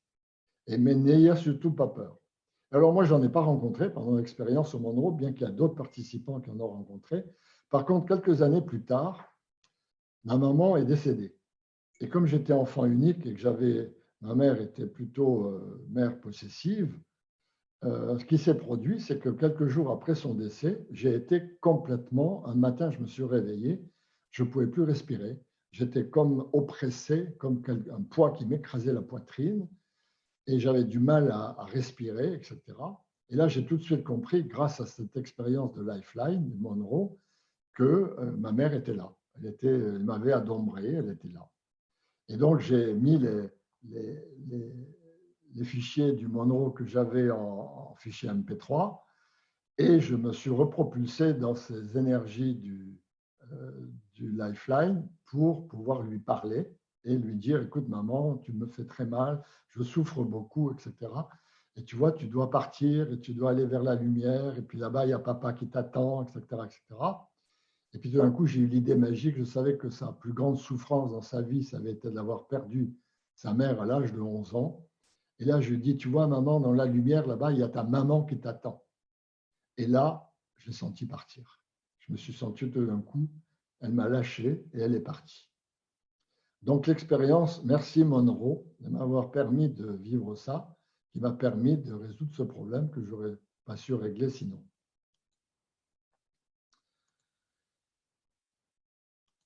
L'expérience suivante, c'était, j'ai voulu revivre ce que j'avais vécu à 10 ans et faire un stage qui s'appelle Out of Body, où là, pendant une semaine, j'ai fait plusieurs sorties du corps qui m'ont permis d'aller explorer justement cet être intérieur qui est mon jumeau immatériel. Et puis en fait, le dernier stage que j'ai fait en 2018, c'était un stage pour apprendre à utiliser les forces de l'esprit sur la matière et notamment l'auto-guérison, dont je vous parlerai tout à l'heure d'ailleurs dans la dernière partie de cette présentation, qui est celle-là, les forces de l'esprit sur la matière. Donc je l'ai représenté par le symbole de l'Antakarana, qui est le symbole tibétain de la guérison par l'harmonie du ki, de l'énergie vitale. Alors, les pouvoirs de l'esprit sur la matière sont bien connus et depuis longtemps en Extrême-Orient. Les racines du Qigong, originaires de Chine, sont millénaires. Ses effets sont le maintien en bonne santé, la longévité, le développement de dons d'auto-guérison et même de certains pouvoirs. Et il y a de plus en plus de gens qui, en Occident, pratiquent le Qigong. On voit que c'est déjà un pouvoir que les Occidentaux commencent à intégrer. Il y a le Kenjutsu, qui lui est toujours pratiqué au Japon. J'ai assisté lors d'un voyage au Japon à des entraînements et des combats de sabre du Kenjutsu. C'est absolument époustouflant, parce qu'on prend conscience que en fait, ce n'est pas du tout comme l'escrime. Ils intègrent totalement l'espace et le temps, c'est-à-dire qu'ils arrivent carrément à anticiper ce que va faire l'autre. Donc, ils réagissent avant qu'il ait agi. C'est absolument époustouflant. C'est également le karatéka, hein, la puissance des karatékas qui arrivent à briser des briques et des parpaings d'un seul tranchant de la main. Et simplement, ils font appel à la maîtrise du ki. Et ce n'est pas leur force musculaire qui va casser les briques, c'est le ki. Et puis, j'ai vécu une autre expérience aussi, c'est un massage laotien. Alors là, heureusement que le masseur m'avait prévenu, il m'avait dit, je préviens, ça va faire très mal, mais après, vous allez vous sentir très bien. Et là, j'ai vécu ce que au Moyen-Âge, ils devaient vivre sous l'Inquisition, c'est-à-dire 1 heure de torture épouvantable. Il m'a torturé dans tous les sens, les bras, les pieds, les jambes, les bras, le torse, etc. J'ai souffert le martyre, mais j'ai supporté. Et à la fin, je me suis senti comme jamais aussi léger, vraiment, je ne me suis jamais senti aussi bien. Donc, il y a quand même une puissance de cette manipulation qui est extrême. Un autre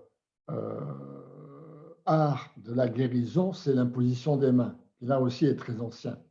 Déjà dans le livre des morts des anciens Égyptiens, Isis dit « Je place mes mains sur toi, Anubis, pour ton plus grand bien, pour te faire vivre. » Donc, ils pratiquaient déjà ça sous l'Égypte ancienne. Dans les manuscrits de la mer Morte, au 1er siècle avant Jésus-Christ, mentionne également le traitement et la guérison d'un pharaon par l'imposition des mains.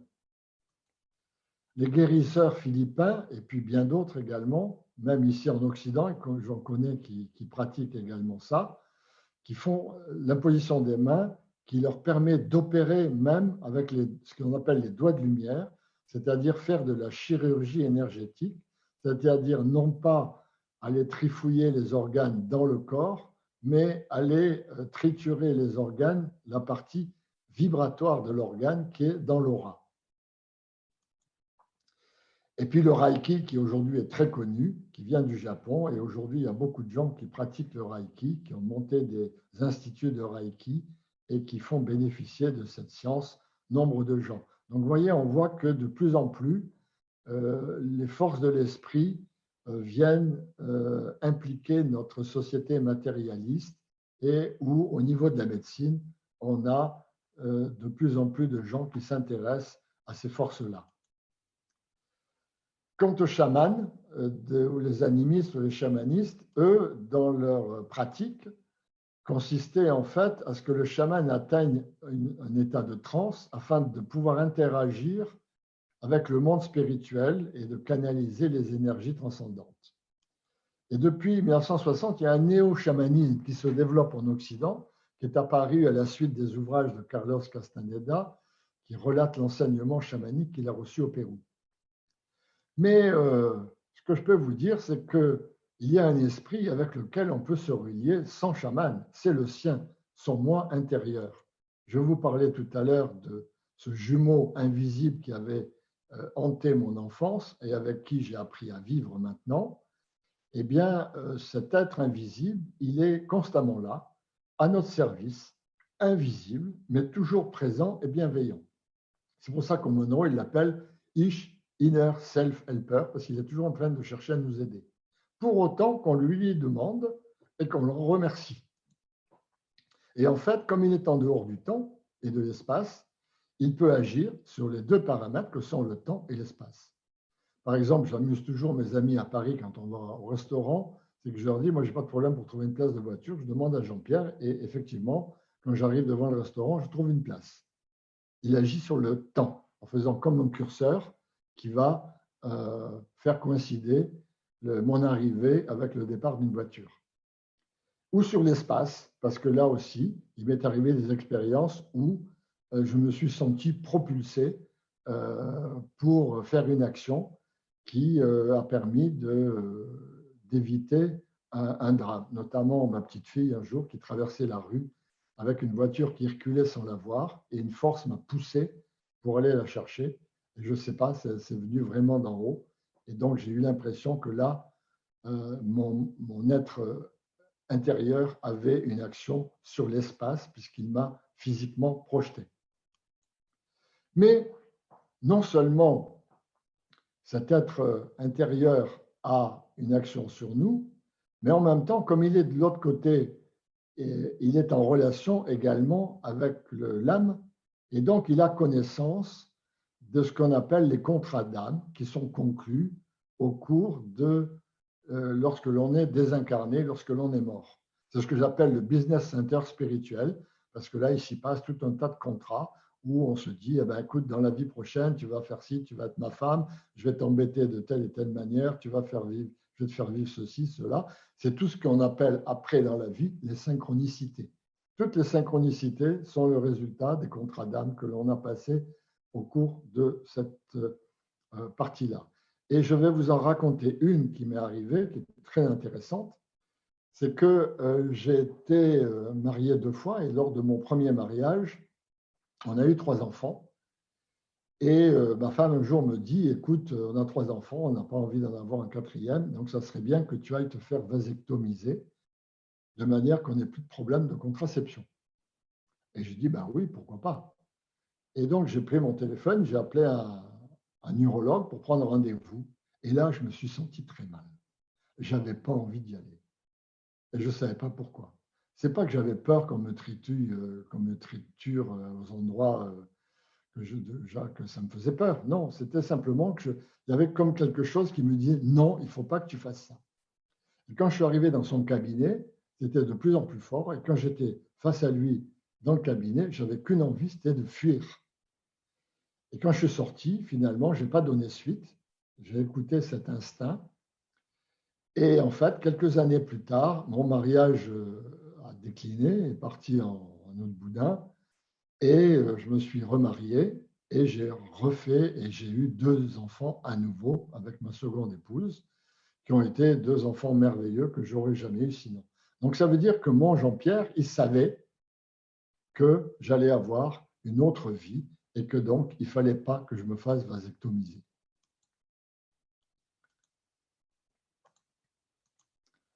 Alors, quelques expériences que j'ai vécues dans le dernier stage. Tout à l'heure, je vous disais que je vous en parlerai, les voilà. Alors d'abord, on a appris à tordre des fourchettes ou des cuillères. J'avais fait la démo d'ailleurs dans une présentation qu'on avait fait au Forum 104, où effectivement, mais c'est un peu comme avec le ki, on utilise le ki, la force vitale pour tordre ces cuillères. Mais plus extraordinaire, au cours du stage, j'ai appris à allumer un tube au néon uniquement avec les mains. Alors évidemment, il ne s'allume pas comme un tube au néon qui illumine la pièce, hein. Ça fait une lueur un peu pâle, comme on voit sur la photo, mais ça marche. La troisième expérience, c'est ce qu'on appelle le remote viewing, c'est-à-dire la vue à distance. L'animateur nous avait dit, j'ai posé un objet sur la table du salon du Monroe, qui est à l'étage inférieur, et vous allez aller dans vos check units, mettre vos earphones, et vous allez essayer de sortir du corps et d'aller voir quel est cet objet. Et sur les 20 personnes du stage, 17 ont vu quelque chose de rond et rouge et d'autres quelque chose de rond et orange. Et puis il y a 3 qui n'ont rien vu. Et en fait, cette chose, c'est un ballon de basket. Impressionnant. Et la quatrième expérience, c'est la plus spectaculaire, c'est de faire pousser des graines germées. Donc on avait pris 2 bols dans lesquels on avait mis un sopalin avec des graines d'une plante, je crois que c'était du blé ou je ne me rappelle plus. Et la première, on l'avait mis à la cuisine et on allait tous les jours lui mettre quelques gouttes d'eau du robinet. Et puis l'autre, on l'avait mis dans la salle où on faisait les débriefings de nos exercices. Et on avait mis une bouteille, on s'assoyait, une bouteille d'eau au milieu de la pièce, on s'assoyait en rond autour et on méditait pendant un bon moment sur la bouteille en envoyant notre énergie à la bouteille d'eau. Et on arrosait ces plantes avec cette eau énergétisée. Et à la fin du stage, au bout des 6 jours, les graines germées arrosées avec l'eau énergétisée avaient poussé d'à peu près 5 à 6 cm, alors que celles de la cuisine avaient poussé de 5 à 6 mm. Donc on voit l'impact, la puissance de la méditation sur les plantes. Et d'ailleurs, dans le monde aujourd'hui, il y a plusieurs expériences d'agriculture spirituelle qui se passent, notamment en Inde.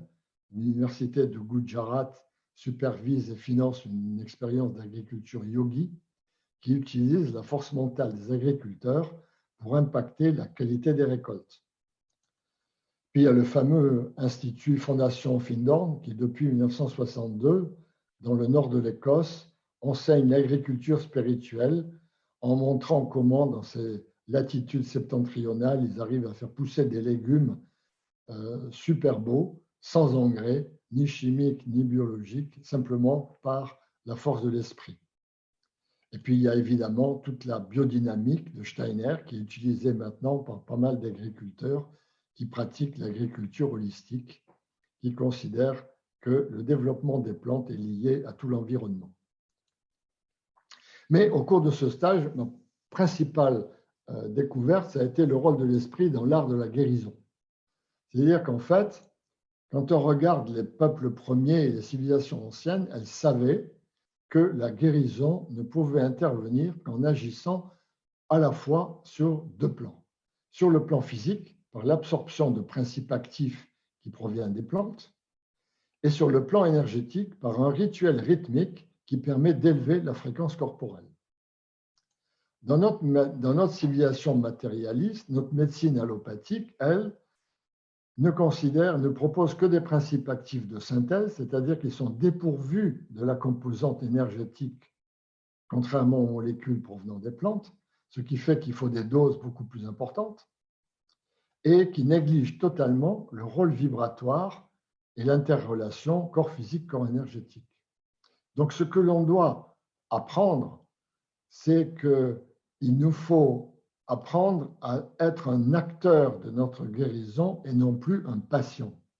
Ce mot patient, je ne l'aime pas parce qu'on n'est pas une voiture qu'on amène au garage quand on va à l'hôpital. On doit participer avec le médecin et on doit travailler avec lui à sa guérison.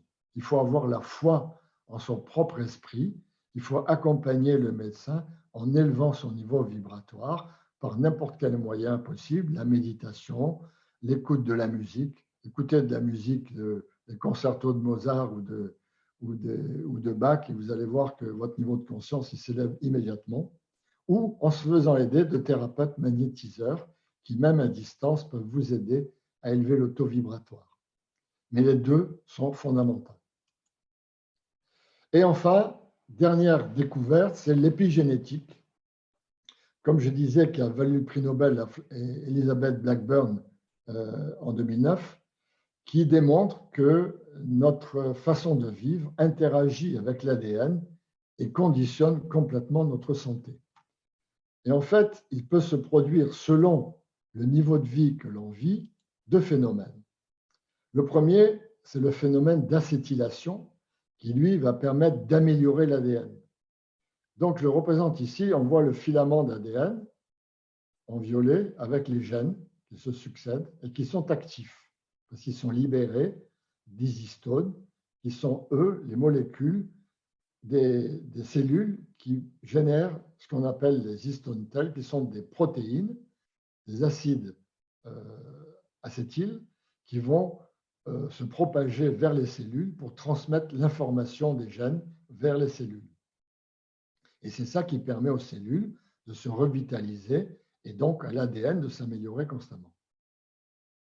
Et à l'inverse, si on a une mauvaise façon de vivre, on va vivre le phénomène de méthylation, c'est-à-dire que les histones s'agglomèrent entre elles et que le filament d'ADN est emprisonné entre les histones où les gènes deviennent inactifs, car emprisonnés dans ces histones, qui, eux, ne peuvent plus générer les protéines de communication avec les cellules, d'où la détérioration de l'ADN. Et alors, si on veut appliquer dans sa vie les règles de l'épigénétique, eh bien, elles sont au nombre de 6.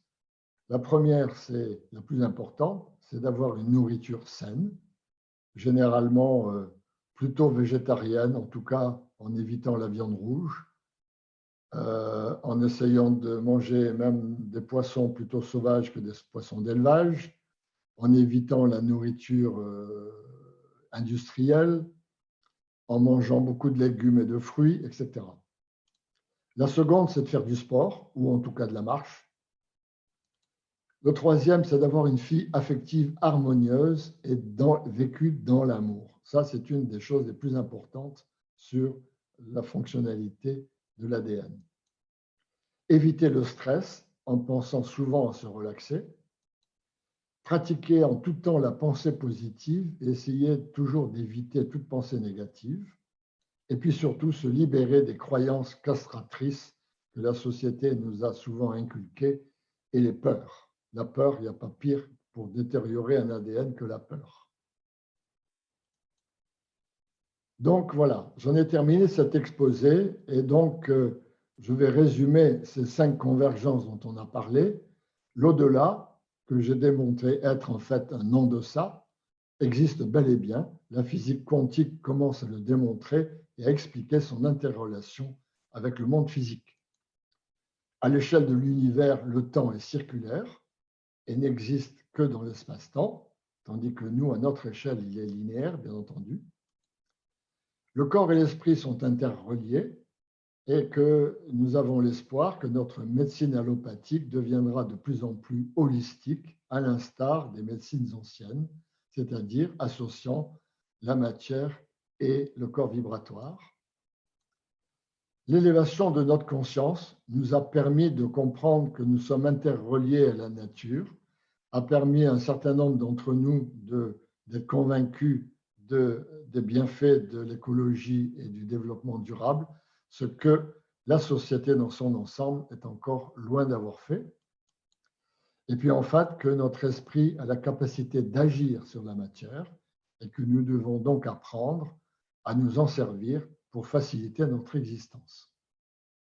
Voilà, et en conclusion, je citerai le Dalai Lama qui a fait cette merveilleuse phrase: lorsque tous les scientifiques conviendront que la réalité ne s'arrête pas au monde physique, l'humanité fera un bond en avant gigantesque.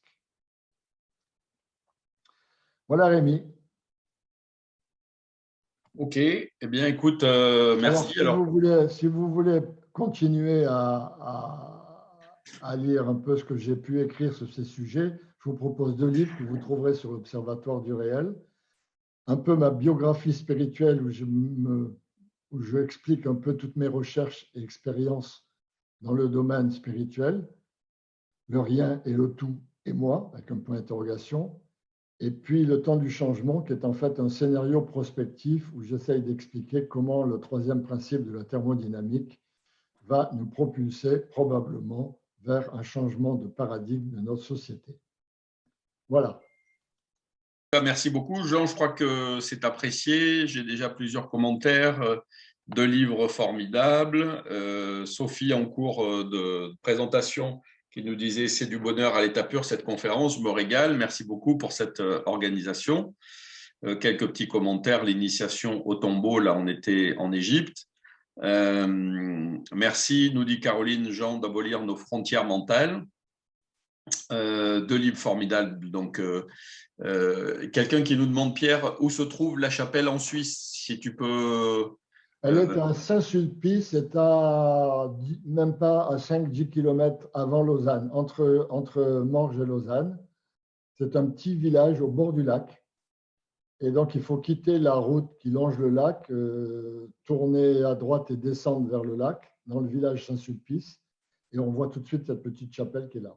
Tu as parlé, Jean, moi je vais en amorcer quelques-unes, de cette idée que le temps n'existe pas. Pourtant, le temps, nous le voyons chacun passer, et ce temps, il est réglé par les rotations des planètes. La Terre tourne sur elle-même en 24 heures, et les 24 heures, on les voit bien passer, les années aussi, etc. Donc, il y a peut-être plusieurs notions du temps. Dans l'espace-temps. Pardon ? Les planètes sont dans l'espace-temps. Oui, c'est ça. Ok, donc c'est en dehors de l'espace-temps que le temps n'existe pas. Voilà. Ok, donc c'est ça, mais c'était une précision à faire. Au sujet de la COP 26 et de ce qui n'évolue pas, moi j'ai l'impression que les consciences, d'une façon générale, évoluent quand même dans un sens plutôt positif. En revanche, il y a un corollaire, c'est une minorité qui s'octroie des pouvoirs de plus en plus importants, avec une volonté de contrôle sur le reste de l'humanité de plus en plus fort. Et on dirait que, ma sensation, c'est qu'effectivement, lorsque ces personnes-là sont coupées de leur intériorité, le moyen de compenser ça, c'est d'aller mettre son autorité, placer son autorité sur les autres pour les soumettre. Qu'est-ce que ça t'inspire une réflexion? Je traite ce sujet dans le livre Le temps du changement, parce que j'explique qu'en fait, que dans l'univers, tout est dual. C'est-à-dire, par exemple, nous, à notre échelle, par exemple, on est à la fois bon et pas bon. On est gentil et méchant. On est dual. On a du blanc et du noir. D'accord? Et tout, dans la société, c'est pareil. Il y a du bon et du mauvais. Et à tous les niveaux de l'univers, on a cette dualité. On vit dans la dualité. Ce qui n'est pas le cas lorsqu'on est de l'autre côté, où là, on est justement, on ne vit plus dans la dualité lorsqu'on est mort, lorsqu'on est pure énergie, pur amour, quelque part. OK ? Et donc, quand on prend ce concept de dualité dans lequel on vit, au niveau sociétal, eh bien, on s'aperçoit qu'il y a une part de la société qui tend vers le bas, c'est-à-dire qui tend à s'incarner de plus en plus dans la matière, Et il y a une autre partie de l'humanité qui sent au contraire à s'élever de plus en plus vers la spiritualité. Et donc, il y a une fragmentation de l'humanité entre ceux qui vont de plus en plus vers la matière, ça donne comment on appelle ça, le transhumanisme, par exemple, d'accord? Et puis l'autre côté, les gens comme, je pense, ceux qui nous écoutent et nous-mêmes, qui sommes plutôt attirés à essayer de comprendre un peu ce qui est plus important que la matière et qui est notre spiritualité. Donc, il y a vraiment une fracturation. Alors, c'est là où le conflit se passe en ce moment entre cette dualité, entre les forces qui poussent vers la matière et les forces qui poussent vers le spirituel. Or, il faut reconnaître qu'effectivement, tu as raison, il y a actuellement beaucoup plus de forces qui poussent vers l'incarnation et vers un transhumanisme exagéré que de forces qui poussent dans l'autre sens. Mais je dois dire que ça évolue très, très vite quand même. Je trouve que ça évolue très vite. En Parce ce que je me moment, oui, tout à rappelle fait. les premières conférences que je faisais sur ce sujet-là, il n'y avait pas beaucoup de monde, hein, souvent. Puis il y a de plus en plus, je vois de plus en plus les salles se remplir et il y a de plus en plus de gens qui s'y intéressent. OK. Donc il y a quand même une progression très nette. D'accord. Donc, donc Marc qui pose une question qui rejoint celle que je viens de poser, mais il avait posé avant. Ce monde matériel existe-t-il vraiment ou n'était-ce qu'une pure illusion? Ah, ben, ça dépend où on se situe. Si on est dans la matière, eh ben, il est là, hein, on peut se toucher, on existe vraiment. Mais quand on réfléchit, on est fait d'atomes, de molécules et d'atomes. Or, un atome, c'est un noyau de protons et de neutrons entouré d'électrons, c'est-à-dire qu'on est constitué à 99,9999% de vide. Donc, en fait, quand je me touche, normalement, je suis du rien. Et pourtant, je suis solide. Donc, quand on est dans l'espace-temps, on a conscience d'exister matériellement, parce qu'on perçoit la matière comme quelque chose de tangible. Et quand on est de l'autre côté, quand on est mort, ben là, on n'est que vibration, donc il n'y a plus de matériel. Alors, j'aimerais poser une question, enfin, pas poser une question, mais soumettre une réflexion aux auditeurs. C'est un thème de méditation que j'ai souvent. Quand est-ce qu'on est mort et quand est-ce qu'on est vivant? Je veux dire par là que le cycle des vies, passage de la vie à la mort, de la mort à la vie, c'est fractal. Dans l'univers, tout est fractal. C'est comme dans notre existence, eh bien, on a une partie de la journée où on est actif et puis une partie où on dort. Ben, dans l'existence, c'est pareil. On a des moments où on est vivant et des moments où on est mort. Et puis ça tourne. Comme dans l'existence, le sommeil. C'est fractal.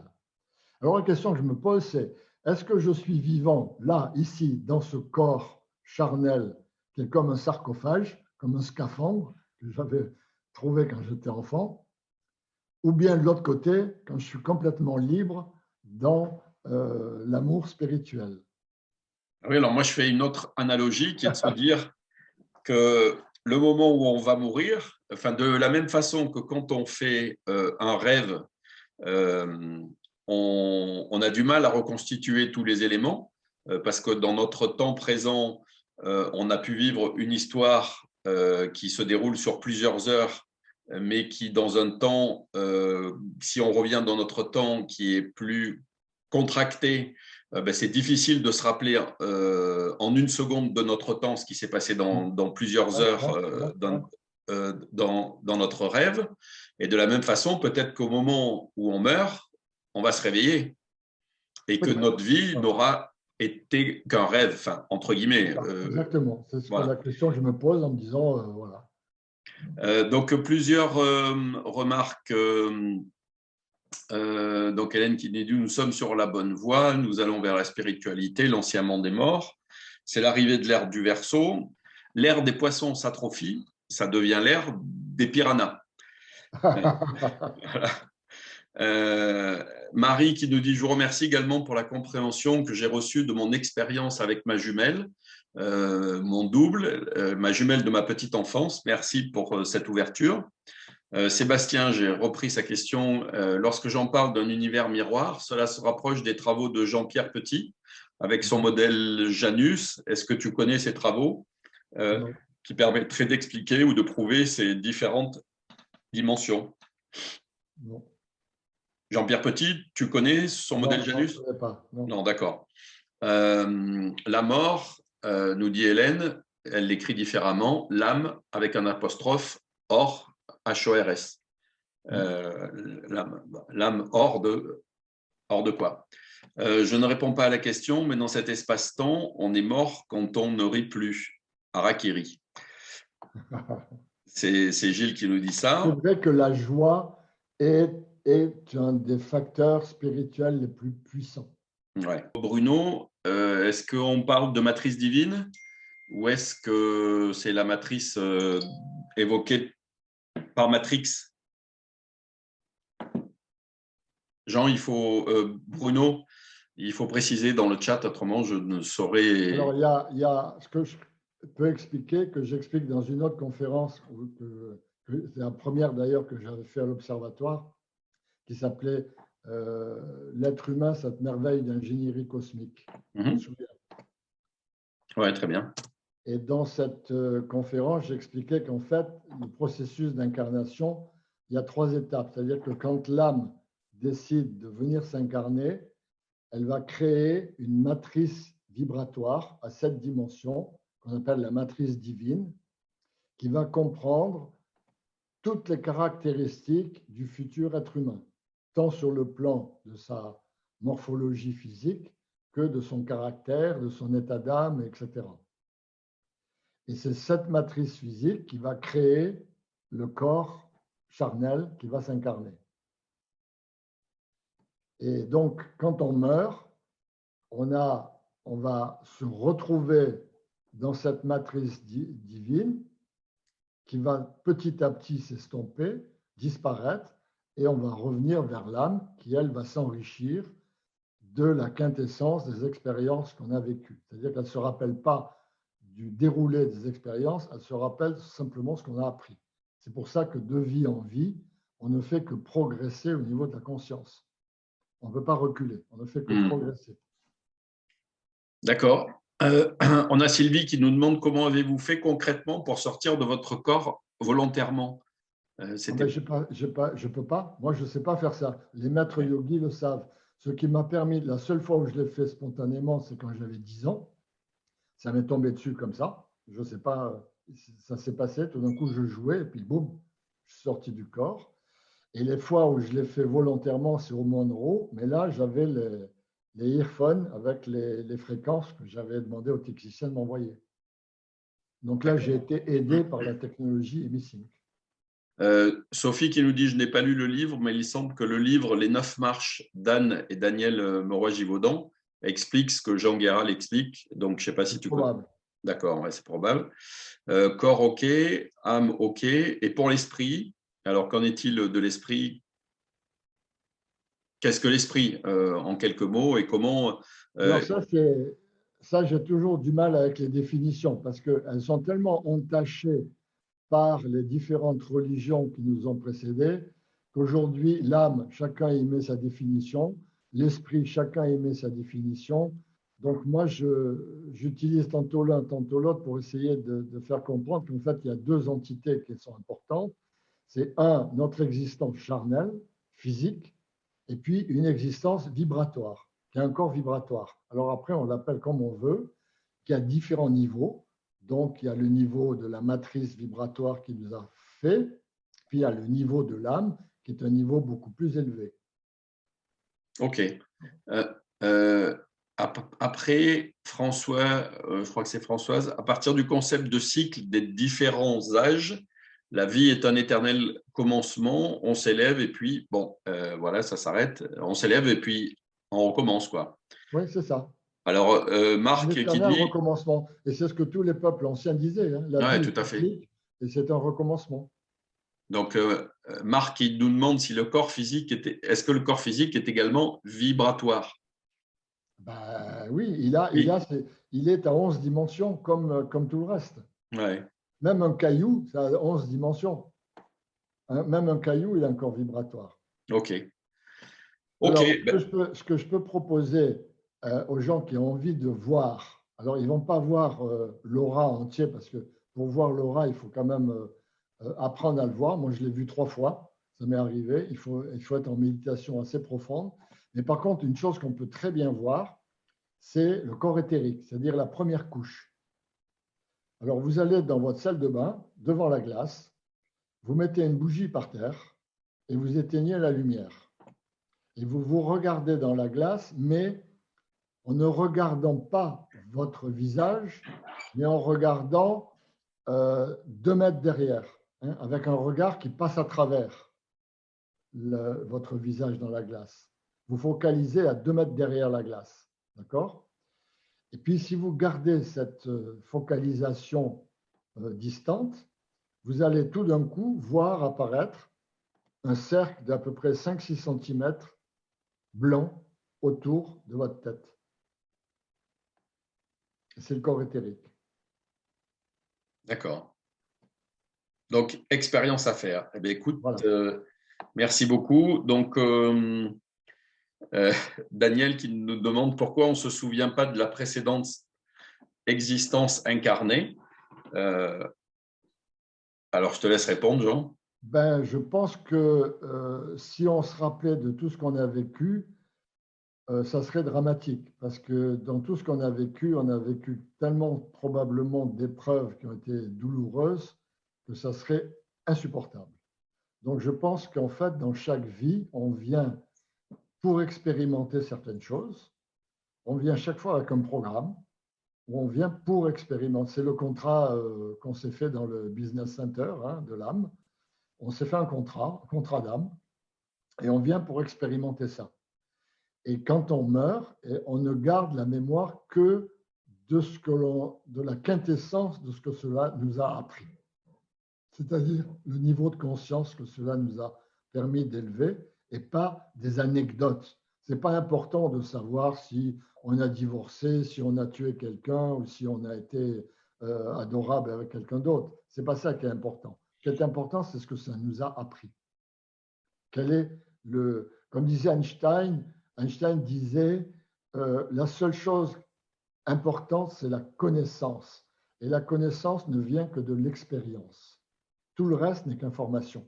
Et puis là, l'autre chose quand même que l'on peut dire, c'est qu'il est possible de vivre des expansions de conscience, précisément, dans laquelle on peut retrouver des vies antérieures.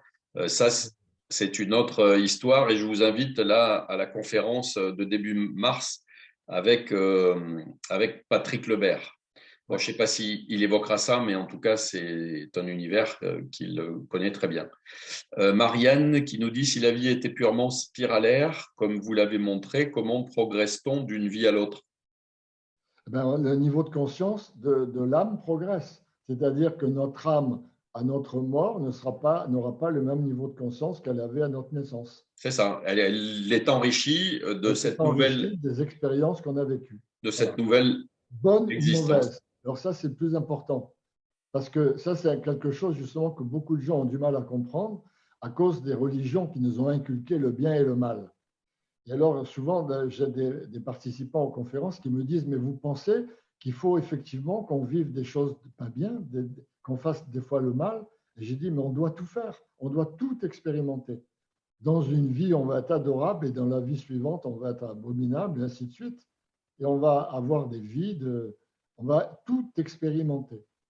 Et c'est cet enrichissement qui fait qu'on s'enrichit parce qu'on va apprendre par toutes les expériences qu'on va vivre, bonnes ou mauvaises. Ok. Ok, très bien. Eh bien, écoute, merci beaucoup, Jean. Voilà, il est 22h10. Ça fait un peu plus de 2 heures. On arrive à la fin des questions. Donc, écoutez, je remercie tout le monde. Je vous invite à nous retrouver pour les films avec Valérie Séguin, et si la mort n'existait pas, l'âme, et puis début mars avec Patrick Lebert pour l'art de la philosophie, mais dans lequel il y a beaucoup d'autres sujets du même type qui seront abordés. Voilà, merci pour votre générosité dans l'expression et le partage. Merci beaucoup, merci. Voilà, ben écoutez, merci à tous. Bonsoir à ceux que je connais, Sandrine, Chantal, Sébastien, Marc, Bruno. Voilà, vous êtes nombreux. C'est un plaisir en espérant pouvoir recommencer les conférences en réel. Bientôt, on dirait que comme le disait Jean, les choses avancent vite. Merci à tous. Merci, Et puis, je vous dis à très bientôt. Allez, au revoir. au revoir. Merci Rémi.